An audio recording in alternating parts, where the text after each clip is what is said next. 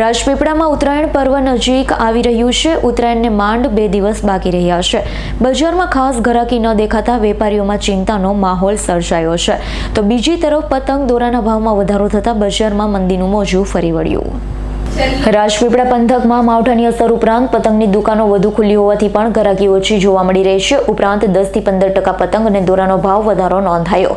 બજારમાં 50 રૂપિયાથી માંડી 250 સુધી કોડીના ભાવે પતંગો મળી રહી છે। જુદા જુદા બ્રાન્ડની દોરીઓ 250 થી 1000 રૂપિયા સુધી મળી રહી છે।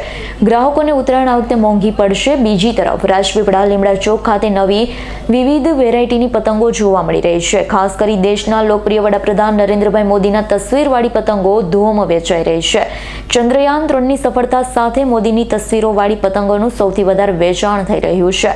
અનુપમા, તારક મહેતા કા ઉલ્ટા ચશ્માના કલાકારોની તસવીર, એવેન્જર્સ દોરા એક્સપ્લોર કાર્ટૂનની તસવીરોવાળી પતંગો પણ બજારમાં આવી છે। છેલ્લા 2 દિવસમાં ઘરાકી વધવાની વેપારીઓને આશા છેલ્લાઈ રહી છે।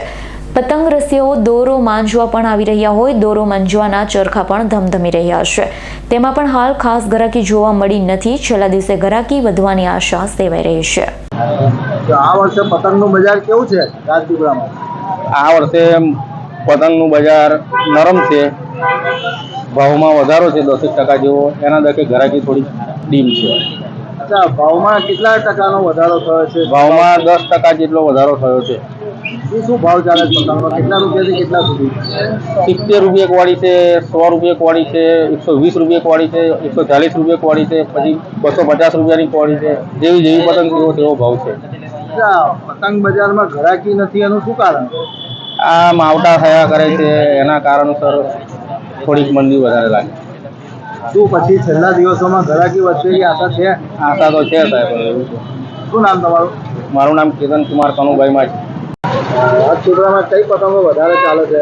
રાજપીપળા નર્મદા જિલ્લા શહેરમાં મોદી સાહેબની પતંગ પ્લાસ્ટિકમાં બની છે। અવારનવાર મોટી વેરાયટી, નાની વેરાયટી એવી બધી બનાવી છે, અને પ્લાસ્ટિકની માંગ વધારે છે, અને મોદી સાહેબનું ઉપર પોસ્ટર બનાવેલું છે, એના માટે પતંગો મોદી સાહેબની વધારે માંગ છે ને ચાલે છે। ઘરે વેચાય છે એ પતંગો। મોદી સાહેબની પતંગ વધારે વેચાય છે। ને બીજું કે રાજપીપળામાં થોડીક અમને મંદી છે। 2 દિવસ પછી ઘરાકી 12 ને 13 તારીખની આજની તારીખમાં ઘરાકી સાંજની નીકળે પતંગોની, તો એ આગળ લોકસભાની ચૂંટણી આવે છે, એના કારણે મોદી સાહેબની પતંગોની માંગણી વધારશે। એ બાબતમાં વધારે પડતી મોદી સાહેબની પતંગો ચાલે છે, નાનીથી મોટી લગીને। મારું નામ માછી વિનોદભાઈ સોમાભાઈ, લીમડા ચોક, રાજપીપળા નર્મદા। રાજપીપળામાં પતંગનું બજાર શરૂ થયું છે, જોકે પતંગને હજુ 2 દિવસ બાકી છે। જોઈએ એવી ઘરાકી નથી। પતંગના ભાવમાં થોડો વધારો પણ નોંધાયો છે, પણ છેલ્લા દિવસોમાં ઘરાકી વધે એવી શક્યતા છે। પણ અત્યારે રાજપીપળામાં ખાસ કરીને વેરાયટીમાં નરેન્દ્ર મોદીની પતંગો વધારે વેચાઈ રહી છે। નરેન્દ્ર મોદીની તસવીર સાથે અને મંગલ મિશન ચંદ્રયાનવાળી તસવીરો વધારે વેચાઈ રહી છે। ખાસ કરીને લોકસભાની ચૂંટણી નજીક આવી રહી છે, ત્યારે લોકો ભાજપની મોદીની પતંગ વધારે પસંદ કરી રહ્યા છે। એની ઘરાકીમાં સૌથી વધારો નોંધાઈ રહ્યો છે।